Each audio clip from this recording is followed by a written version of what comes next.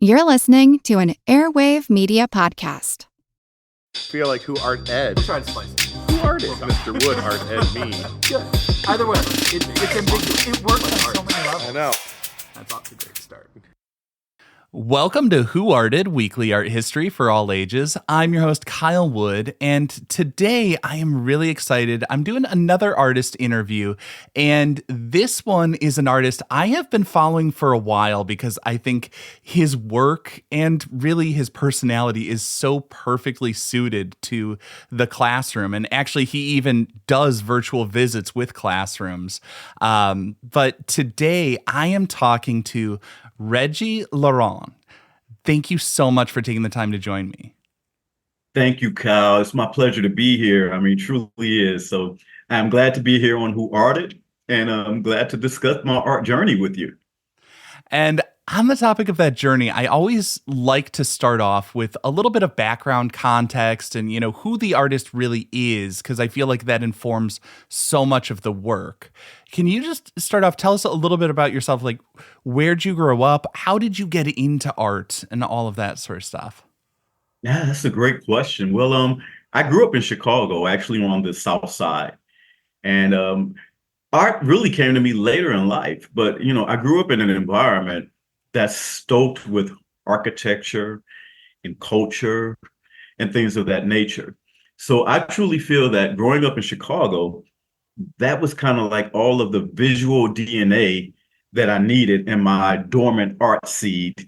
And those are the things that come out of me now. I still feel like I have two artistic voices. But yes, I was the youngest of 9 children, and grew up with, I have a twin sister, 3 brothers, and I was raised by a single mom.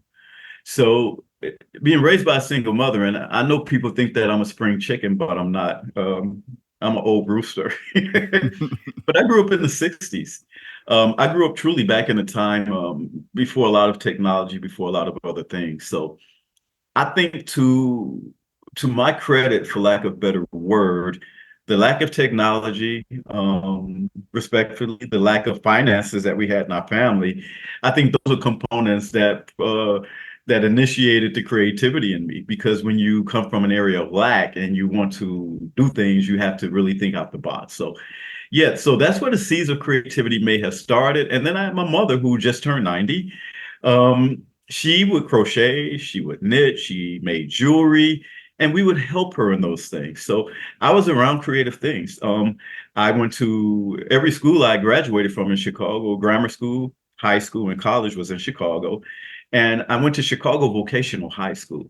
And I majored in cabinet making, actually following in the footsteps of one of my older brothers. So I'm a trained cabinet maker. And that's the coolest thing, Kyle.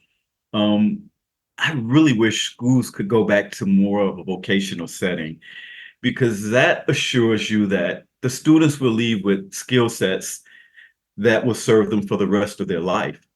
So I know we haven't gotten to that point yet in this conversation, but how cool is it that I went to school for cabinet making, and then somewhere down the line, I found this art and da da da. And then all of a sudden, it's come full circle to where my favorite component to work with in my art is wood. So it's a very familiar medium to me.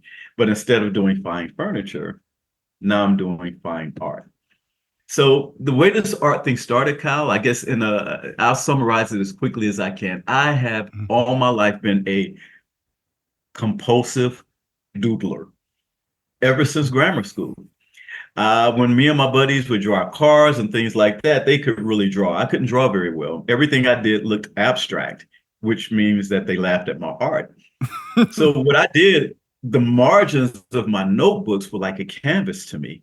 And I've always made these detailed, nonsensical, organic, geometric doodles in the margins. I mean, this is something that happened in grammar school, high school, even some of my old college notebooks, which I have, which I'm not sure why, and they're handwritten, of course. I look in the margins and I marvel at what I was doing. I'm like, where was my mind? So this is an art seed that was in me the entire time up till I graduated from college, but it's nothing I ever pursued. It's nothing I never even recognized as being art. It was just a doodle, and that was it. So to make a long story short, at the age of 24, I got an opportunity to move to Atlanta to open up to run a air freight company that was opening up an office there. And I was just at a point in my life where I think I had gotten everything I could out of Chicago. I was a college graduate. I was working, but I wasn't fulfilled. And I said, time for something different. That is a moment that I think changed my life. I like to say that God picked me up by the scruff of my neck and sat me down gently in Atlanta, because this is where I needed to be. So where did the art come in? I moved to Atlanta in June of 1984. So I imagine I saw my first fall in November of 1984. And growing up in Chicago, you do get all 4 seasons, but Chicago does not have the natural infrastructure. Atlanta is like a city that was set down in the middle of a forest. So when I saw my first fall in Atlanta, I saw colors I had never seen. I was running an air freight company. And so that means that I was always out driving these little towns in Georgia. I drove all day long, picking up, going to the airport. And doing that, I just started seeing these beautiful landscapes, the vistas through some of the highways, and it just blew my mind. The way my day was structured, I worked in the morning, I had a 2 or 3 hour lull in the afternoon, and then I worked in the evenings to get packages to the airport. So during that 2 to 3 hour lull is when I discovered Mr. Bob Ross. And that was it. Once I saw him painting what I was driving around seeing, I wanted to do it, period. I'm like, I want to paint a landscape and I want to do it in 30 minutes and I want to look just like that. I was so blown away and intrigued by this guy. Not to mention that he had an afro that looked just like mine when I was a kid.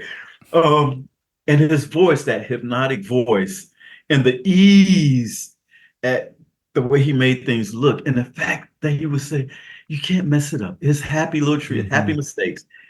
It just emboldened me to do this. So I like to add this part because it's the truth. I was married at the time, and my wife at the time asked me what I wanted for my birthday. I had a birthday coming up, and I said, I want a beginner's paint set. So she bought me a Swatch watch. I took the Swatch watch back and bought a beginner's paint set and started doing horrible, horrible landscapes. I'm like, well, Bob really made this look easy, but I got proficient in them within 4 to 5 months. I was really rocking with them. I had figured it out, and it's all I wanted to do. So starting out, I just wanted to paint landscapes as a hobby. Yeah. I would say 6 months into that process is when my trees started looking like, stuff that I was drawing when I was a kid. They started taking on abstract features. So at some point, my abstract voice started creeping into these landscapes. And then the abstract shapes just kind of took over and the landscapes went to the side. And I just started saying, what's inside of you? I just started doing whatever was in. And it took me years to figure out that these were exaggerations of my childhood doodles. It took me years to figure out when people used to ask me, well, where does it come from? Like, I don't know. And I'm like, wait a minute. These are just an exaggeration of the doodles I've done all my life. So I like to say that I had this DNA style art, which is what I call it, was always there. I just was not in an environment that was conducive to creativity. A seed cannot grow on concrete. And that's what Chicago was to me. Now, I'm just going to be honest. And as much as I was college educated, I was also very street educated. You don't get one without the other growing up on the south side of Chicago, particularly in Inglewood. So it was cool that I had both sides. If you grow up in those neighborhoods and all of those things too. But this is a place, I needed that fertile Georgia clay for that creativity seed God put inside me to take root and to flourish. And I've gone from a seedling to a mighty oak. And I like to think of each branch of a tree being another medium of art that I've tried. Kyle, I tell people all the time that if you plant a seed is genetically designed and engineered to grow something in particular.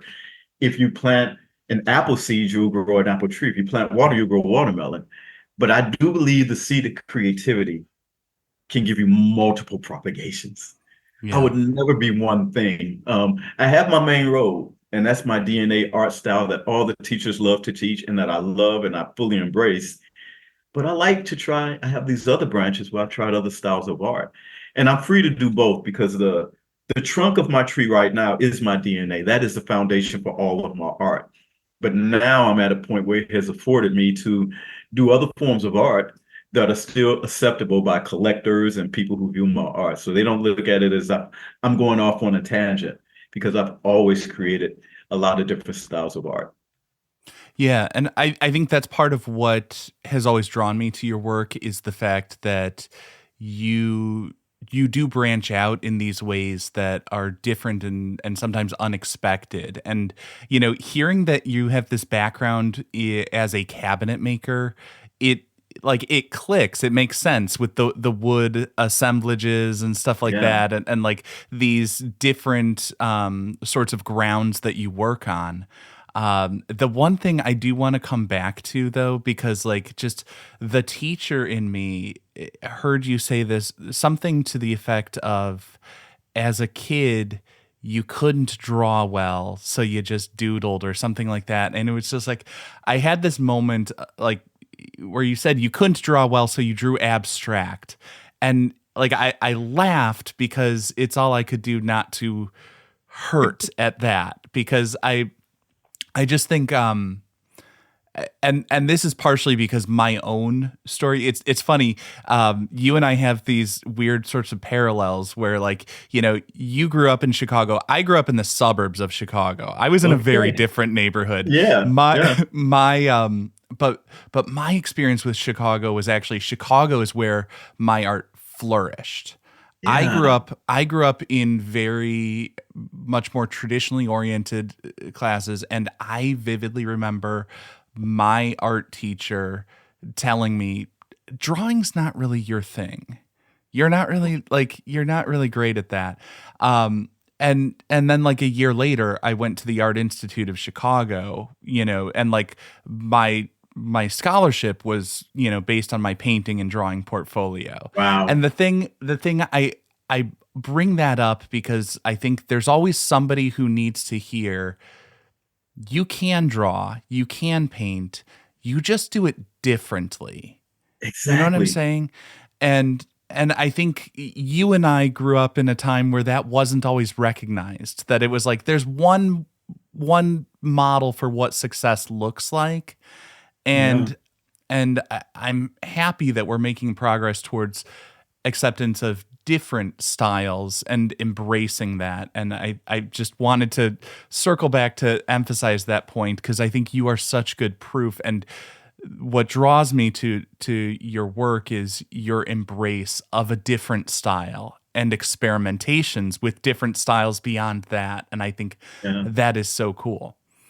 Yeah. I don't want this to come off as anything except the way I mean it. I think that I'm able to do some of these things because I have self-navigated most of these processes. I didn't Hmm. go to art school. I don't have an art teacher in my mind that I can say, well, this teacher taught me this.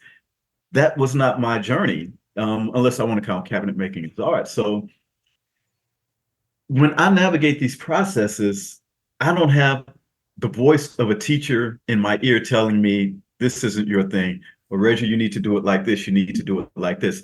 My process is completely unencumbered. I don't have any negative things saying, no, that's not the right, you can't use that medium with that. So I love experimenting. I love figuring out things on my own. Now, I have so many mentors that God saw. He sent me everything I needed, Cal. He sent me the people I needed to guide me, not tell me what to do, but guide me and help me even figure out some things through discovery, where they won't come out and say, you need to do this, you need to do this, but they would say, have you considered? And at that point, it doesn't seem like they're telling me to do something. They're Hmm. suggesting something, and suggesting gives me an option of saying, I might be able to use some of that, or no, that's not my thing. Advice is free.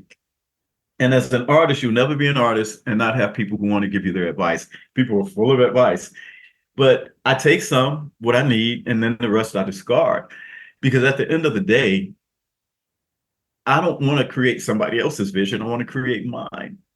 Yeah. My girlfriend is an artist, and this is a balance that we struggle with sometimes because we critique each other. And a lot of times she'll look at one of my pieces and she say, I would have done this, I would have done this, I could have done this, I could have done this. But this is my expression. So yeah, I like to own what I do. And even though, like I said, I've had a lot of people help guide me along the way, I truly feel that everything I do, I'm doing just what's in me and I'm bold with it. I'm not doing it for other people to accept it. I'm happy when they do. But at the end of the day, it's just an expression I had to get out of me. I have to Yeah. remind people sometimes I created a lot of art, Kyle, that has not seen the light of day. I've done it just for myself. And I think all artists need to do that kind of work too. You need to do art that you don't share, whether you consider it a study or just a creative hiccup along the way. I usually work on multiple pieces of art at once. And some of them are very detailed, take a long time. So sometimes I need a breather piece, just a little quick boom, boom, boom. Say, oh, cool. It's like a breath of fresh air, just to know that you can create when you're creating. And, you know, going into a studio, usually I go out there and I have a very good idea of what I'm going to accomplish. But I think that my best pieces have come when I went out there intent on creating something, but at the end of the day, I had something completely different that wasn't even on my radar. You just give birth to something. And the best thing is it's proof of my time. I've never gone to my studio and felt like it was a waste of time. Even if something didn't turn out right, then I learned something. But it is the best way to spend time when you can create art and you look at all of the things you created. Basically, that's showing me what I've done with my time here. And time, as we all know, is by far the most valuable commodity on earth. You know, Yeah. it's linear, it goes in one direction, it doesn't go back, and it is not an unlimited resource. So at this stage in my life, my time is so important because I've got all this stuff I would like to do. But the reality is that I'll be 64 next month. I only have a limited amount of time to do it. So everything I do to me is important, whether to my credit or to my discredit. I don't like wasting time. I don't like people wasting my time. And the best time that I could spend is when I'm in my studio. But Yeah. yeah. So I guess that seems like a good transition to talk about your studio practice. So after a short break, I want to get into how you make what you make. Okay. Before I do the cut to ads, I want to tell you about another great podcast for history lovers. It's called Calm History. If you want to learn about fascinating moments in history in the most relaxing way possible, try Calm History. Each episode is narrated in a calm voice to help you relax or even fall asleep. You'll learn about famous explorers, leaders, inventions, civilizations, and ancient wonders. Just search for Calm History on your favorite podcast player or tap the link in the show notes.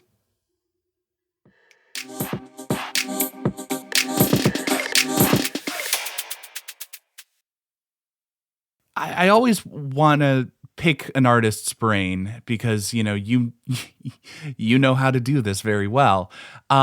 Can you just walk us through like how do you make a piece? Like what's your starting point? Are you starting with there's an idea I want to convey? Do you have a vision in your mind of how it's going to be? Does it come about more organically? Just do you have some elements in place and then you respond to what you're seeing, or walk us through what's your process?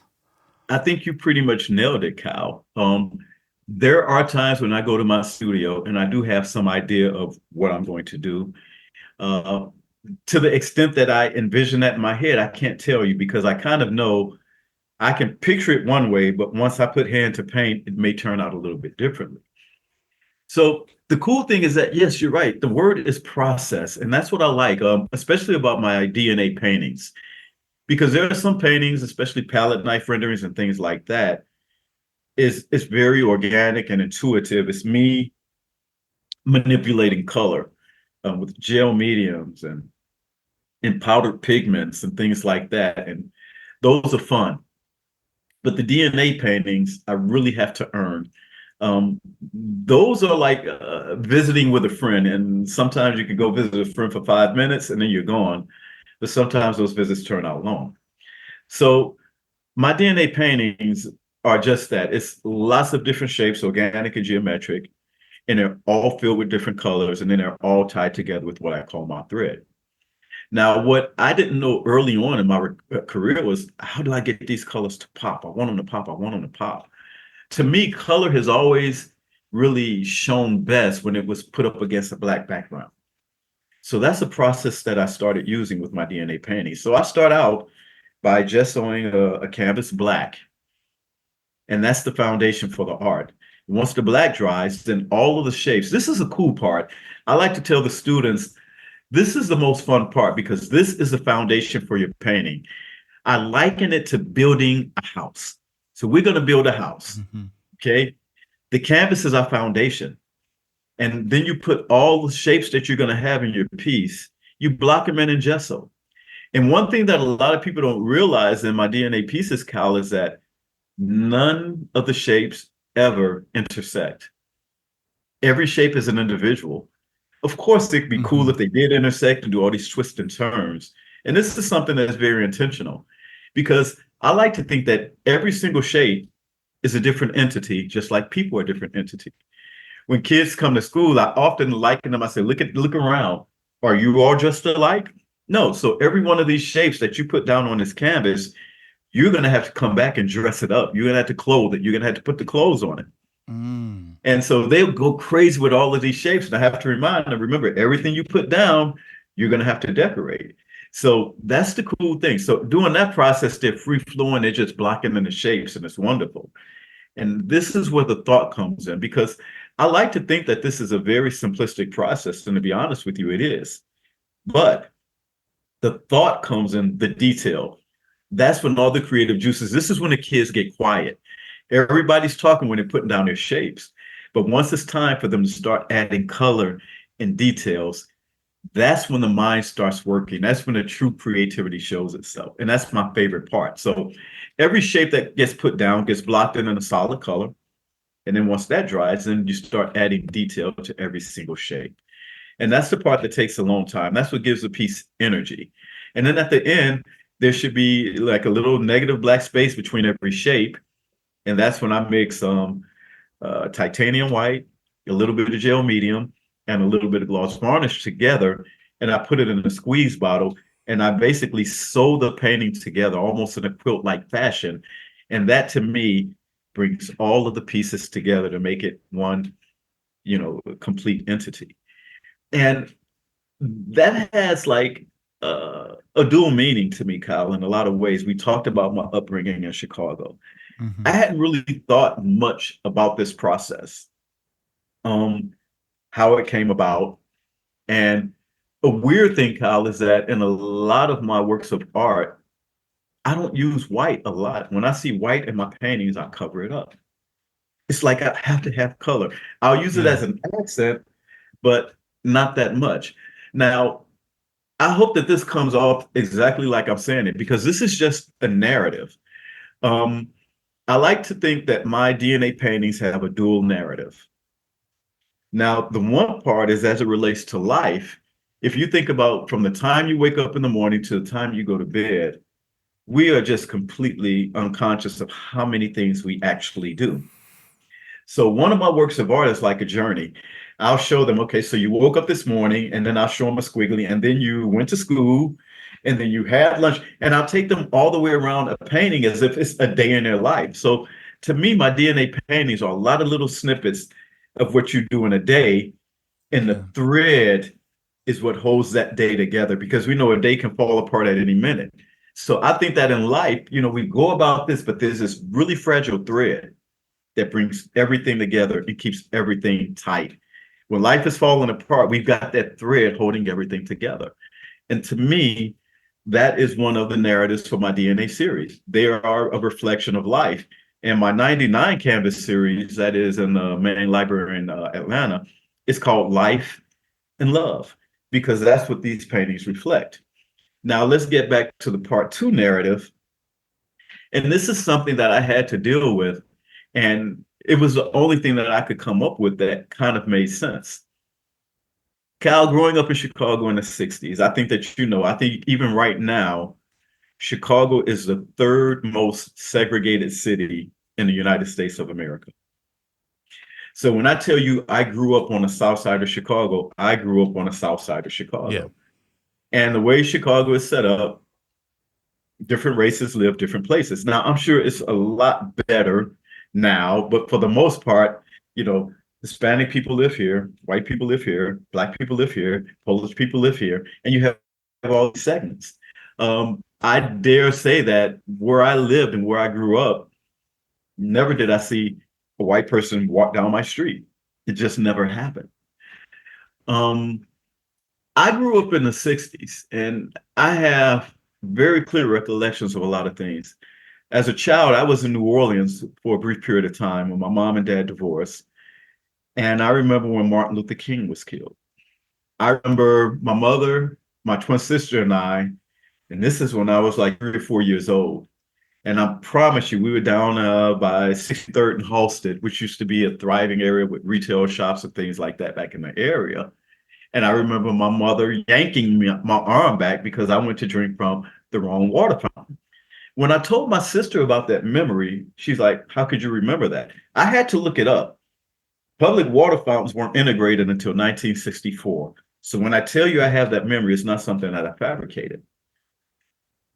My mother, to protect her children, would have to educate us to do not talk back to a white person in that voice. Do not, you have to respect.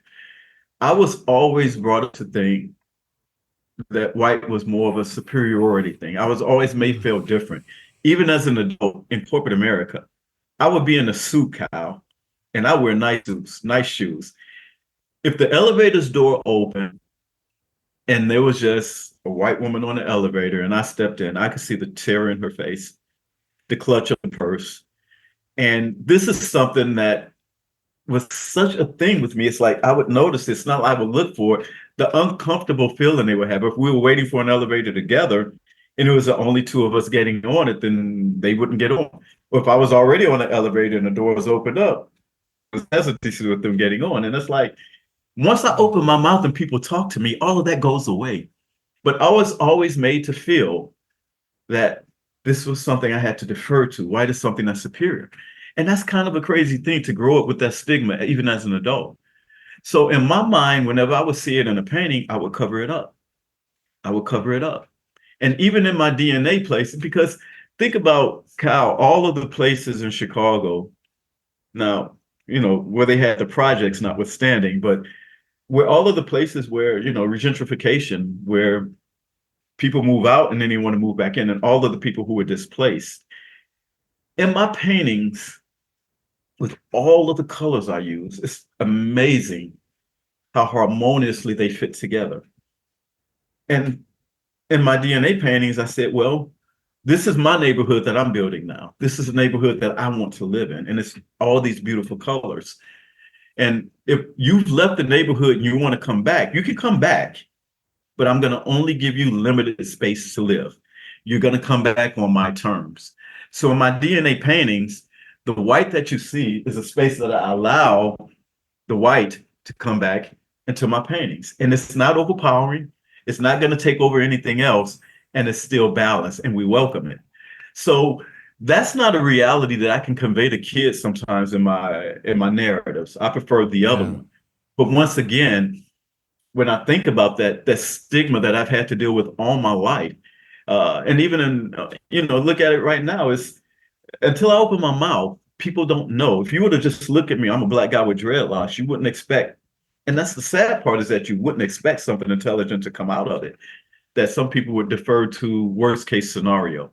And that still happens to me today, until they hear me speak, until they know my demeanor. Hey, and I love all people. I'm just telling you how I was raised and the effect that they may have had on me and somewhat in my art, because I didn't know it for a long time. I looked around in the room, I'm like, except sparingly, I do not use the color white. And I cover it up. I'll see it and I'll cover it up and I'll put color. So that's something that I'm still dealing with. And I don't mean that in a negative way. I'm just being very honest and transparent. So Yeah. I like both narratives, and I think that they're both valid. But there's that one thing that, socially is something I had to deal with my entire life. And even now, what do we have?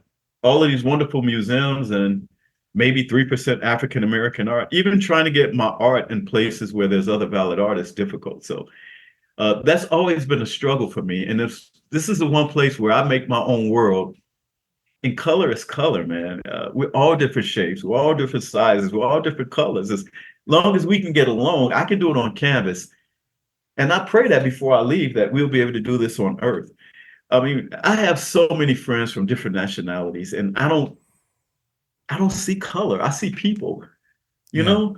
So, and that's what I want people to see me. Just see me as a dude, a person, a guy who has this passion for art and wants to share it. I mean, it doesn't matter to me what color my audience is. I'm sharing this wonderful art and showing them how to integrate all these colors together. And eventually that's going to spill over into other parts of their lives. Yeah, and that's the way it should be. So I'm sorry if I went off on a tangent, but you get a platform to tell your narrative. And once again, I operate from a stance of transparency. I could sugarcoat everything, and there's no animosity or anything. This is just part of my process that I've had to realize as I try to discover my narrative, because it wasn't the traditional art education that I had. So I've had to connect a lot of the dots as to why do you do this? Why do you do this? Even down to the materials I use, man. I now realize I look at everything as art. I use Yeah. gutter guards. I use, a raggedy piece of wood that looked like it should be destined for the garbage. Are you kidding me? That's going to make it into a work of art. Everything in this world is usable. People aren't throwaways, materials aren't throwaways, and you just have to figure out how to make it all fit together. Well, and I think that's really interesting. And, I started off looking at your work. We had talked about how, I think we probably talked about this before I hit record, but how, I love your sense of color in here. And I was looking at it more in a formalist sense, more of like a just, the intensity of the hues and the play of one color against another. And I was looking at the black and white as just neutrals that allow the color to shine. And I think, the story that you're telling makes so much sense. And like, I see the symbolism as you explain it. And so then I start to wonder, do other colors have symbolic weight to you? I think so. Now, and I think it depends on which style I'm creating it. I like to think of my palette knife renderings as being a direct reflection of nature. So in those colors, I'm striving to see either the skies are blue, the sun shining through reds, intense reds. And it's hard for me to do sometimes is use a limited palette. That's something I've gotten a lot better with, because I don't care how limited the palette is. I think that, leave a little space for red, leave a little space for blue.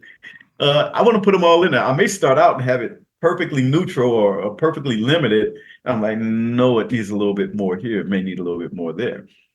Now, in the DNA pieces, it's a little bit different, because once I start doing all of the details, I can go all over the board. And I've done some of those in limited palettes too. This is one that's somewhat of a limited palette. So it all depends on what I'm working on. And not in as much as I do think about it, it's more of a visual thing to me than a mental thing when I'm dealing with the color, because it has to look right to me. And I just kind of know when it looks right.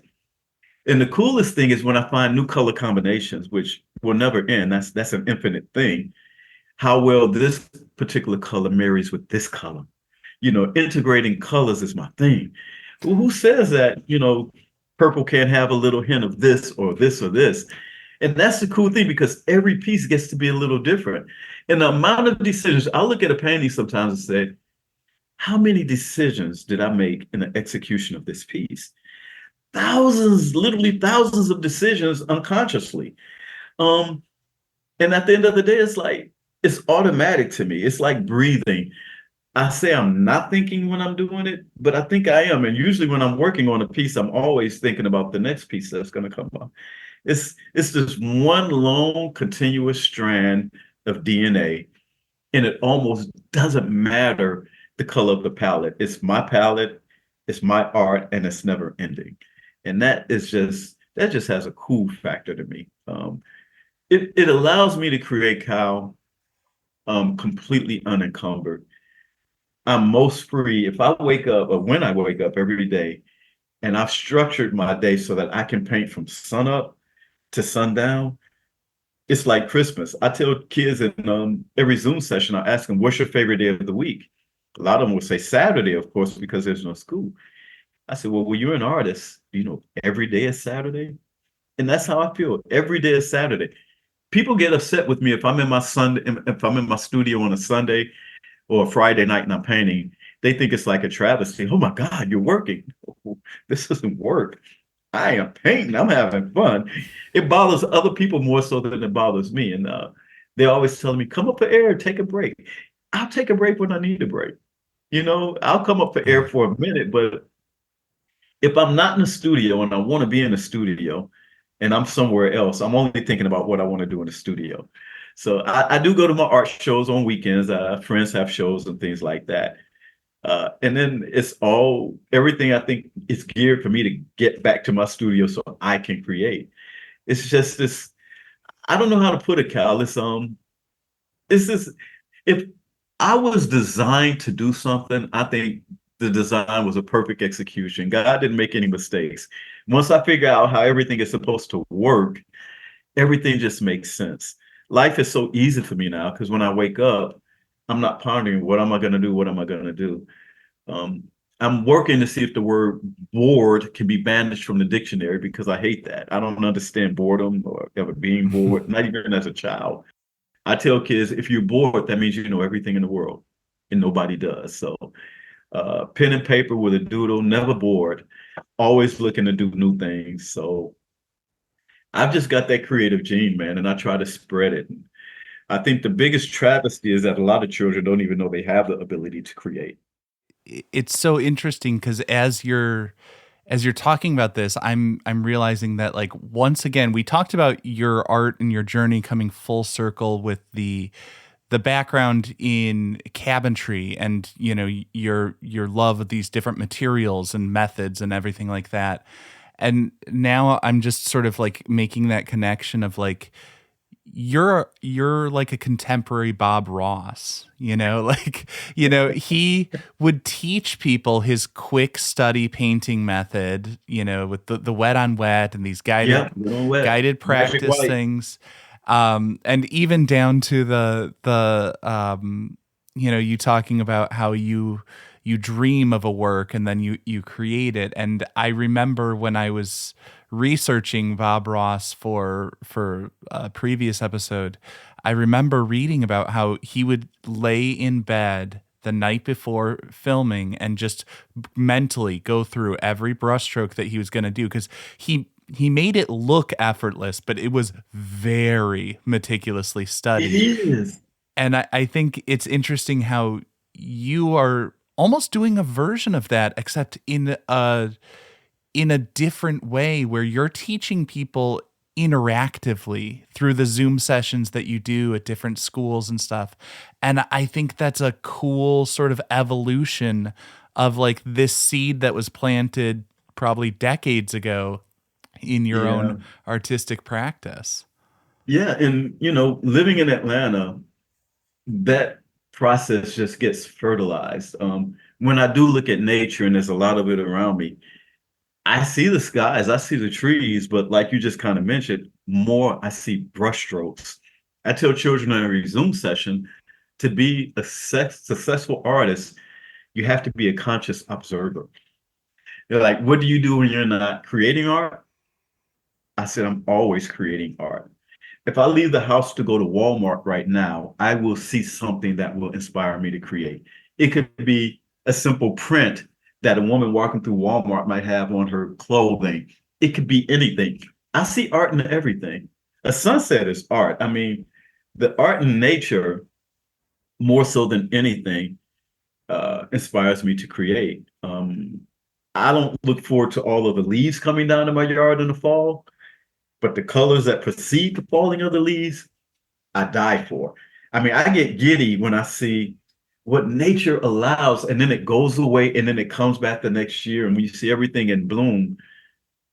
I feel like I'm reborn. If these colors are just, God's paintbrush is the best one in the world. And once again, being that that is what initially inspired me to want to start painting, I will never lose sight of that. So I'll tell you, Cal, because there are two very distinct times, and this makes so much sense. I told you when my mom and dad divorced, I was 5, 6 years old. So we moved to New Orleans because both my parents are from New Orleans. And I can remember when we moved to New Orleans, it was during Mardi Gras time. The floats would line up down the side street where I lived before they could go out on the main road. So I have two extremely distinct times in my life when color impacted me in a way I'll never forget. So it was when I saw my first Mardi Gras and when I saw my first fall in Atlanta. And those two things collectively sum up my references and my relationship with color. If you've ever seen Mardi Gras, I've been to Mardi Gras. I had never seen anything like it. And the cool thing was that the guys would start throwing this stuff off the floats a little early before they hit the road. You know, we were little kids on the side begging for the doubloons and things. But the colors, the costumes, I can close my eyes right now and I can see that image. And I see it in all of my works. Just like when I see my palette knife renderings, I see nature, I see Atlanta. So those are the two times that I can only remember when color moved me. And like I said, I can close my eyes and see a Mardi Gras, and it never gets old. It's just so much. It's just it's overbearing actually, the amount of colors that you see, and that's my thing. So those are the two things that shape my palette. Yeah. And add that to the fact that, one of the cool things about growing up in Chicago, Frank Lloyd Wright, we would have field trips where we would just go look at architecture. So the weird thing is I've done a lot of cityscapes, buildings and things like that, especially in my doodles. Those things are still very relevant to me. Architecture. I love architecture. I still know the difference between a Doric column and a Corinthian column. Plenty of trips to the Museum of Science and Industry. So I did get that information from my childhood education in Chicago. And a lot of that was harnessed in that DNA seed and has come out in many different voices. I have a piece I did called, it's a beautiful piece. It's in the main library in downtown Atlanta on loan. It's called Side Streets, Alleys, and Gangways. And the cool thing about that piece is that it reflected my upbringing, how I grew up, how I navigated the streets of Chicago, and in a broader sense, how we all navigate life. But yeah, we grew up playing in the alleys of Chicago. Atlanta doesn't have alleys, so it's kind of weird. We grew up where houses are, literally 3 feet to 4 feet from each other. You have this thing called a gangway, which is how you get from the front to the back. And it's, and that's where we grew up. I lived on a busy street, so we played in the alley. When I wanted to get from the east side from west side to the south side, you don't have to take the expressways of Chicago. Chicago is like a grid, north, south, east, west. And there are a lot of ways where I would go down alleys and side streets to get to Rainbow Beach because 79th Street going across would be too congested, but I could cut across 76. I could go down this alley. And when I think about life, I said, we all know life isn't a straight line, Cal. So we do all of these things subconsciously. You have your main road, which is your life. This is what you have to do. But sometimes you like to go down a little side street and check something out, or a gangway or an alley, always finding a way back to your main road. Kind of like that tree trunk I talked about earlier is the foundation of my art. And then you have your main road, that's your journey. But you are allowed to take little divergence here and there to check out a little cafe of, a different style of art, if we're speaking in those terms, on the side, or to have a cup of this, and then just never forget where you came from. And all of those things collectively become part of your journey and also help, broaden your sense of perspective in what you're creating.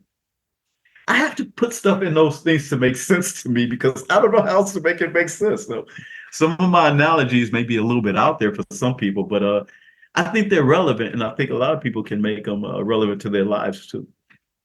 Well, I think that's what makes your work so appealing to me personally, is because I'm a big color guy. I love different color, like bold, saturated colors. I tend to like, for me, it's almost like an ASMR thing when I see those like analogous colors, a Yeah. cerulean with a Prussian blue and stuff like Oh, that. wow. Um, but but also as I looked at your work, you know, prior to talking with you or prior to, seeing your presentations in, the Art of Ed and stuff like that, I always looked at your work, and I find this is true with a lot of abstract artists. There's there's always something more sort of conceptually going on, and it's like a mystery for me to solve. It's a puzzle for me to look at and work over, and that's what I find really appealing. Like I Yeah. I've always been that kind of person who likes to try to pick things apart and figure out like what's going on here. What does this mean? And I find that really interesting in your work. I mean, calling it the DNA style, like it's a tantalizing clue there that like, okay, there's something more going on, and like these pieces. Yeah. And when I was connecting the dots, yeah, to come up with that, if you ever looked at a genomes, it looks so much like my art. Um, and that's kind of like you really have a good grasp of this because I try to put down, I call it a visual smorgasbord, meaning I want you to sit there and visually consume this work of art. I don't ever want one of my arts to be assessed quickly, like a glance, and then you move on to the next. Like, wait a minute.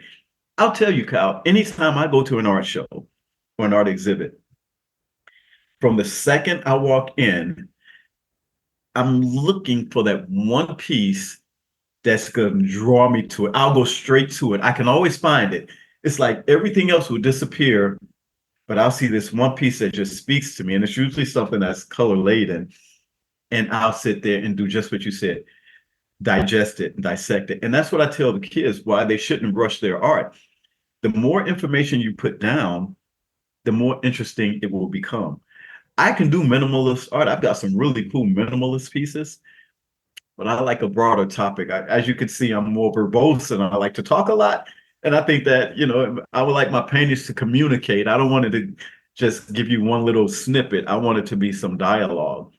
Um, and that's exactly how I view it. So when I start putting down the detail, it is my intention. I want your eye to go on that roller coaster ride and be a little dizzy.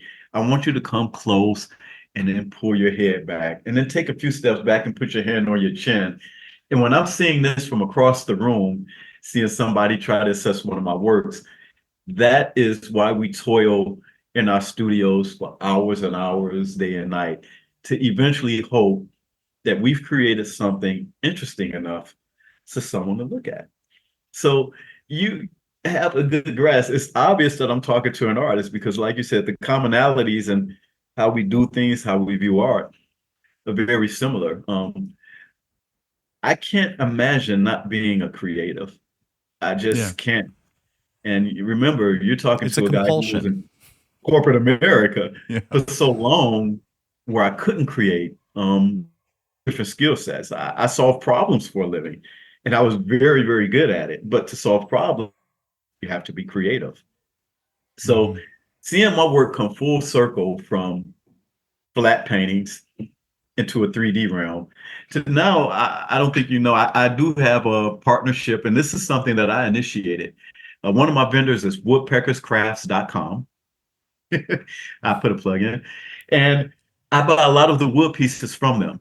So I sent them a random email one day saying, "Hey, I use a lot of your product, and I think that we should do some sort of a partnership. Like, who thinks of stuff like that?" And I never got a response to the email.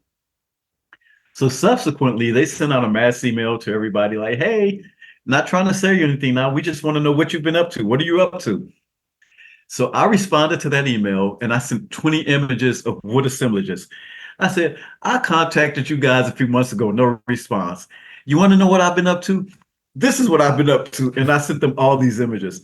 I got an immediate response and started working with the liaison there. They said, we follow you. We love your work. We're sorry we ignored the first one. So I have designed my own line of DNA organic wood pieces that can now be purchased from woodpeckerscrafts.com.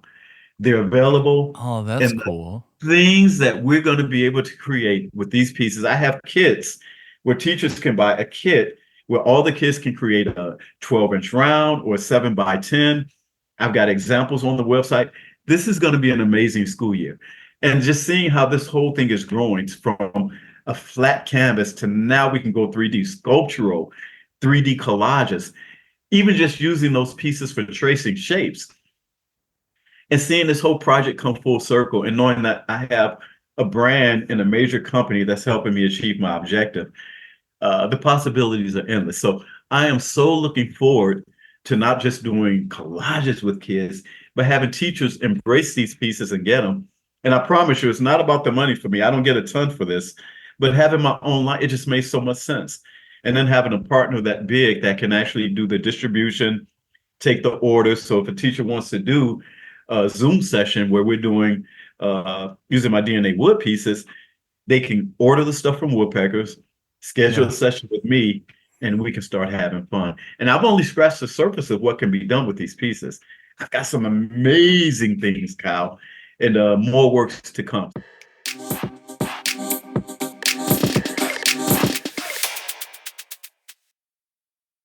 Let me tell you this briefly.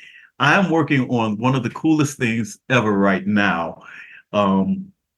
I forged a relationship with an entity in Atlanta called Pianos for Peace. Pianos for Peace is a nonprofit. And what they do is they have people donate pianos to them, some they buy, and then they just have artists paint the pianos and they put them in public places with people for free.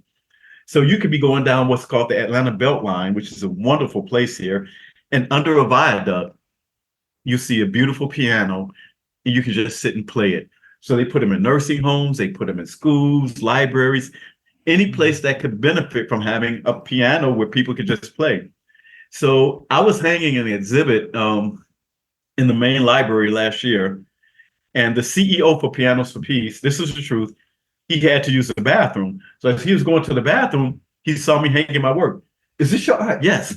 I want you to paint a piano. I'm like, okay. Had no idea who he was. So to make a very long story short, 7 pianos later, I am an ambassador for Pianos for Peace. I am one of their main artists, and I am working on a piano right now that is being done to honor Hank Aaron. It's going in a restaurant on Hank Aaron Drive, and I have the blessing of Hank Aaron's wife doing this piano. So if you can imagine a baby grand piano top covered completely in baseball bats. The legs, this thing is so beautiful, and no one has seen it yet. I've not posted anything. Even the owner of the restaurant has not seen it. It's probably 90% complete right now, and I'm chomping at the bit to get it finished so they can go there and install it. The restaurant's not quite ready for it yet, so it's still in my studio, it's taking up a lot of space. But the projects that have come along that I've been able to do as a result of being an artist are nothing short of amazing. I did a book box for Martyr, an old newspaper, metal newspaper stand. Yeah. I painted one of those for them, and they put it in the train station so people could return library books. Michael Jordan has one of the best paintings I ever did. Shaquille O'Neal and Grant Hill both have basketballs that I painted. And those are just cool little feathers in a cap, for lack of a better word. I mean, they don't mean a lot, not as much as motivating kids, but it's just cool stuff. So art affords me so many opportunities, and I never know what's coming next. Like, for example, when you contacted me, I embrace things like this to spread my message, to further, I guess, build my brand, which is something I used to run from. I'm like, I never want to be branded as an artist who did one style of art.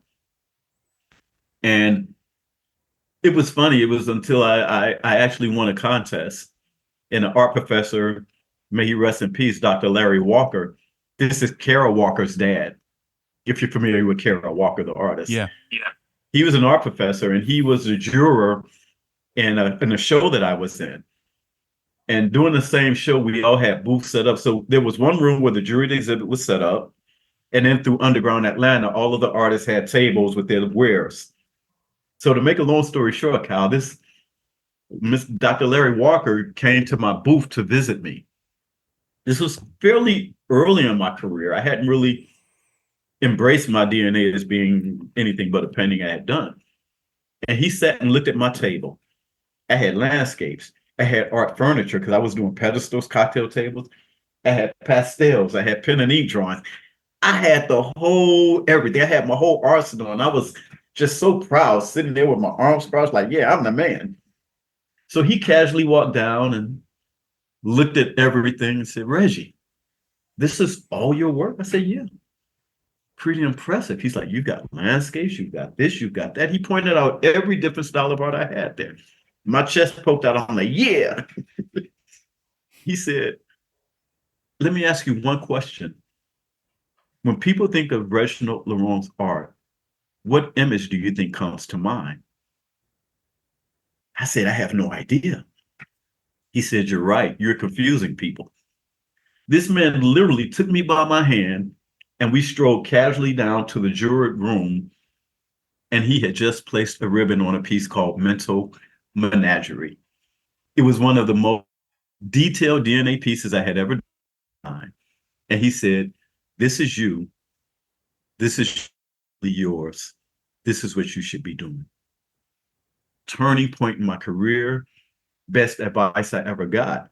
The very next piece I did after that was called Journey to Me. Journey to Me represented a piece of art that showed that I was doing my DNA style art, Kyle, shortly after I stopped doing landscapes.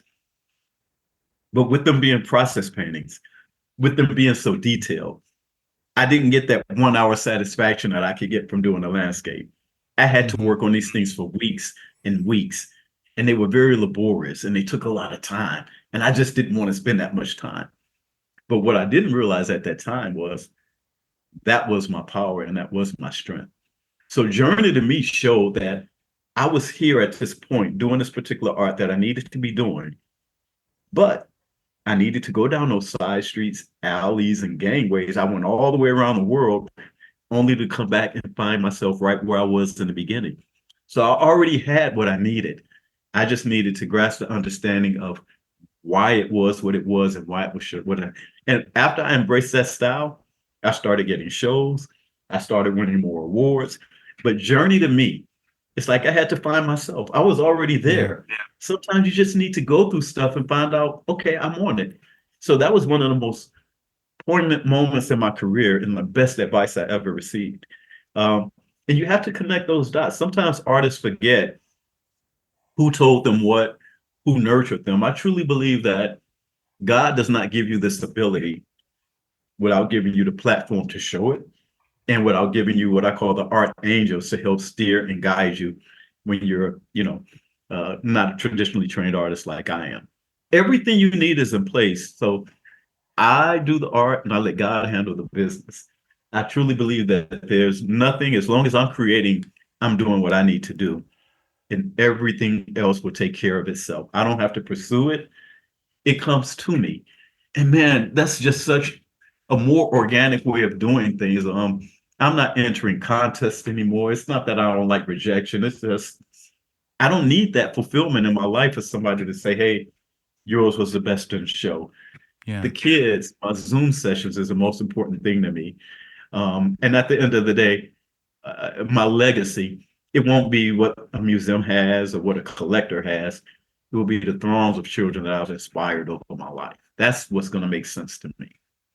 So I guess just to wrap things up, you talked about the best advice you've gotten. You've talked about how important it is to you to teach things to the next generation. Yeah. What would be the one bit of advice you would give to aspiring artists, for anyone who's listening and might need to hear? I have a light bulb I got from Hobby Lobby. It was an oversized decorative light bulb.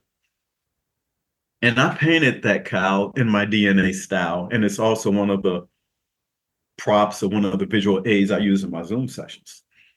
And what I tell children is it all starts with an idea. Now, if it just starts with an idea and you never do anything else but keep it in your head, it will just be an idea. So once you have something that you think you want to do it. It's just amazing how many ideas never come full circle.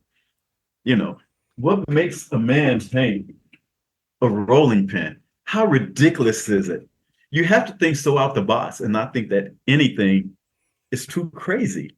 And that's how I was raised, to my mother's credit, because I was always a creative kid. I had a ton of ideas, and she never dismissed it as you're out of your mind. Go sit down somewhere. She made me think, okay, baby, then go do that. You should do it, you know. And that's what it is. So when you have that, there's no restrictions on what you can do. You know, you just feel fearless and be fearless and just act on every idea, no matter how crazy. You don't have to show anybody. If it doesn't work out, keep it to yourself. But you don't have to work on that. So yeah, that would be it. So just do it. You know, Just do Nike it. was onto something. They were very much onto something, man. Because every time I think of one, it doesn't matter what it is. I'll just do it. I'll go out to the store for groceries and I'll come back with something new to paint that I didn't know I was going to paint. It's I did eggs. I did fried eggs one time. I just started making small fried eggs on canvas. It's beautiful works of art.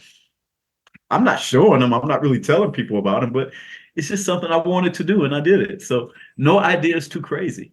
And you'd be surprised what you can come up with. And that could spawn other ideas or other things. So just be unbridled and just do whatever you want. Don't ever get pigeonholed into doing one thing and think that's all you can do. And for teachers in particular, man, you guys are so amazing. So many teachers are frustrated because they spend so much time teaching that they don't get to create their own art. And to me, that's a travesty. They lose sight of their own vision. Like, oh, I wish I still had time to create. And I understand that teaching kids all day can compromise your ability to go home and create your art. So I'm trying to figure out a way to figure that out where they make time for themselves to create. You have to keep creating because some of these teachers, as you are, Kyle, I'm sure, are amazing artists, but it gets suppressed once they start teaching. Well, I'm not really doing anything. I'm not showing. I'm not. And I'm like, why? I don't think just because you're a teacher means that you can't create.